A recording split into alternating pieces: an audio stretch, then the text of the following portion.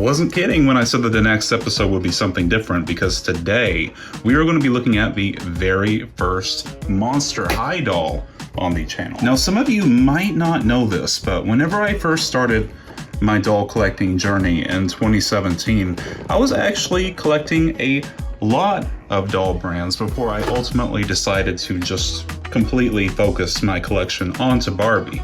And one of those brands was Monster High. I actually still have a lot of them that I'm trying to get rid of, and I still occasionally find them out thrifting. And how can you pass this up? $2? You've got to be kidding me.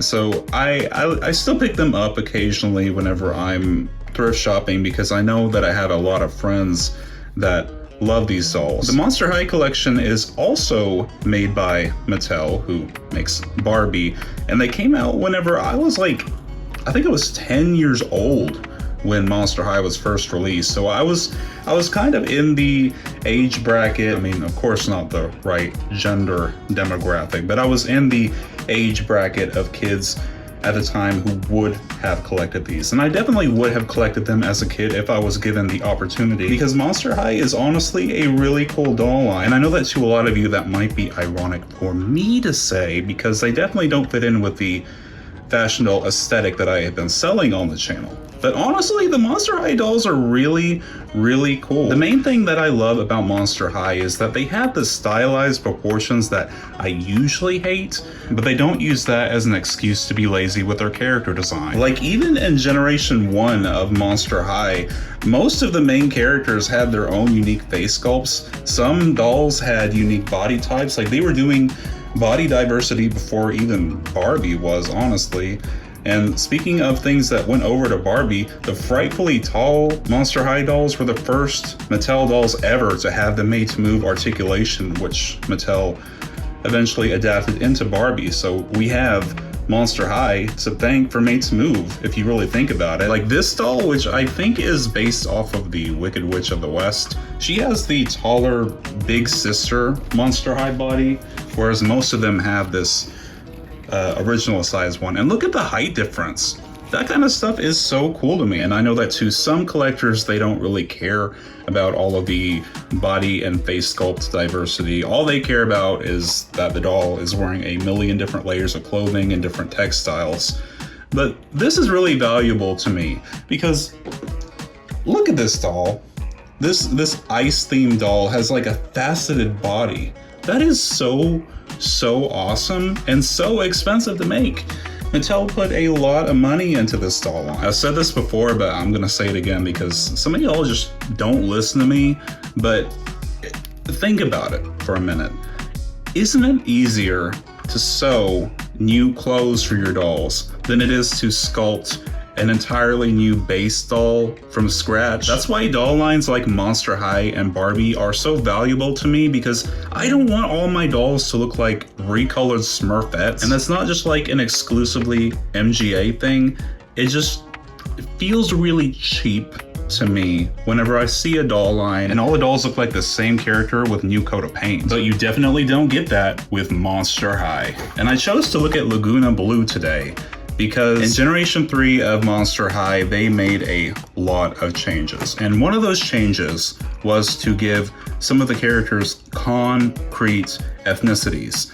In Generation 1, there was a lot of like headcanoning what like ethnicity or race a character was, but Lagooña in Generation 3 is canonically Latina. And well, I kind of wish, given that Skelita Calaveras is my favorite Monster High character ever, that they would have utilized some of the pre-existing Latino characters in Monster High instead of swapping the ethnicities of other ones. I am still super excited to see more Latino representation in Monster High. And I always have a soft spot in my heart for the Skelitas, for the Kaya Hearts, for the Teresas in the doll line. I gotta support mi hermanas. And not only is Lagooña just Latina in Generation 3 of Monster High, but we know from her song that Mattel uploaded on the Monster High YouTube page that she is canonically from Honduras. Listen, I learned at a really young age how ignorant some Americans were to the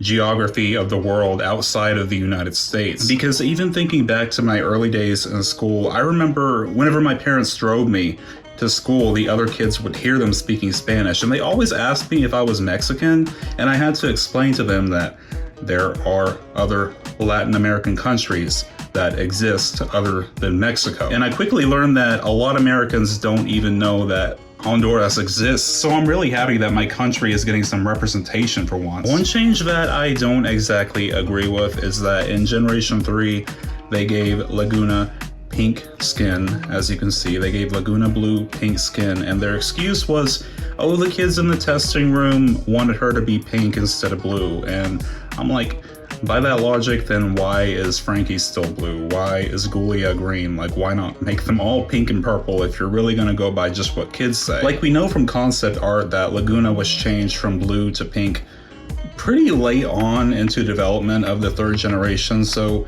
she was initially going to be blue in Generation 3. Bottom line is, they just thought that a pink doll with rainbow hair would sell better than Lagooña's original look, and I just wish they'd say that. But yes, she also has rainbow hair, and I fully expected for her hair to be polypropylene because, you know, one of the early Barbie extra dolls had a similar hair color and all of her hair was polypropylene. It was that very cheap, sandpapery feeling polypropylene, but no, Lagooña actually has saran hair.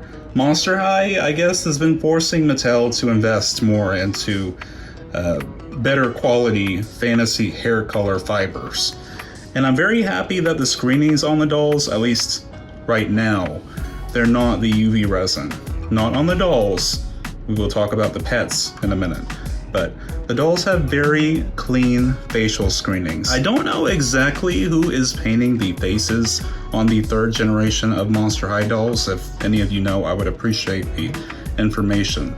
But she's got some beautiful, like, brown or hazel colored eyes, some blue eyebrows, some blue scale detail on her forehead, and some pink lipstick, and also some blue freckles. After the disaster that was the 2nd generation reboot of Monster High, Mattel definitely stepped up their game in the 3rd generation whenever it comes to the clothing, because these dolls have really nice quality clothing. Like, her shirt actually has like real mesh on it. It's got black trim and this really cute skeletal seahorse pattern on the front. She does not have a, does she have a hood? Oh, she does have a hood. She's got a hood on this. It's just kind of tucked under her belt. Hold on. So the top actually does have an attached hood with some really cute rainbow sea monster ears attached to it. She has some shorts that share the same fabric, this like sort of tie-dye rainbow material. Also has some ruffles on the sides, which I think are supposed to mimic the sea monster fins. And she also comes with a lot of cute accessories, including these blue fishbone earrings. You can see her unique ear shape as well. She also comes with some white pearly barrettes, and also this. Her scrunchie reminds me of those sea urchins from SpongeBob. And also a pair of shoes that are definitely giving me some Rainbow High influence with the Monster branding. Other than that, these are pretty solid Playline fashion dolls, if you ask me. They got all the face sculpt and body diversity that I love, and they also have full articulation, like in the shoulders, elbows, wrists, knees, hip, and head. And this is like a random piece of trivia, but the hands can actually be interchanged with Barbie. Proportionally, they are the same size as Barbie hands and use the same peg mechanism. So if there is ever a Generation 3 Monster High doll that gets released with a more like human skin tone, then you can use them as hand donors for your Barbie dolls. For an example, I put Claudine's hands on this petite Made Smooth Barbie body to give her some like claws, and I think this is so wicked looking. And she comes with even more accessories, including this awesome pink clamshell backpack that actually opens up. She has this translucent pair of blue sunglasses with a scaly pattern on the side. She also comes with a blue spiked hydro flask with a whale tail at the top. So much awesome like nautical themed accessories. Her cell phone even has like a clamshell shaped case, and it's got like a little starfish on the bottom. That is so cute. And all these dolls seem to have some sort of like food accessories. So Lagooña comes with this bag of kelp crisps and also this pack of goldfish crackers, which if you look really closely, you can see her pet from Generation 1 on the front design. I think that was a really cool cameo. Now, speaking of her pet, she also comes with her little fishy friend, Neptuna, which I'm guessing is like a piranha because she has some little fang detailing if you look really closely. I think it's funny that the Monster High Generation 3 pets are designed by the exact same person who does the Barbie Extra pets. And look how more detailed these pets are than the Barbie Extra blobs we've been getting. Like, the Barbie Extra pets literally look like they were molded out of Play-Doh, and these have so many nice details on them, like the translucent fins, the sculpted scales, and the screenings are really beautiful. Now the pets, they have the UV resin pixel face, so the pets have UV resin, but I'd much rather the pets have the resin printing than the actual dolls. But if you ask me, I think this looks a lot cuter than Generation 1 Neptuna. I almost forgot, but Lagooña actually comes with a second outfit. She comes with this really cute swimsuit. This looks like something she would have wore in Generation 1. But Lagooña also comes with a swimsuit outfit. Now, before any of y'all comment, I know that the more colorful approach to her design has to do with the fact that she's like a tropical fish now. And you know what? Are they not doing like the country puns anymore? Because I fully expected Honduras in the Monster High world to be like Houndurus or something like that.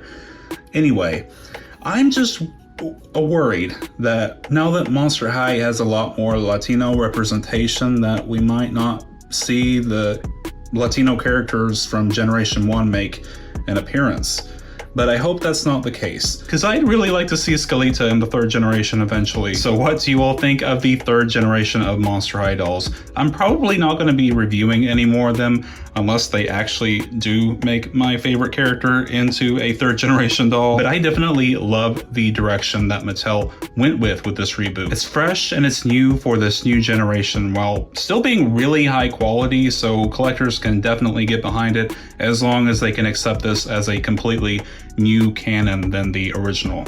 See, this is how you do a reboot. MGA. If you really want to bring Bratz back for kids, you got to do something like this. You cannot solely rely on nostalgia to keep your brand alive. If you haven't already, be sure to like, comment, and subscribe if you enjoy my content to support my channel, and I'll see you all next video. Thank you so much. Bye.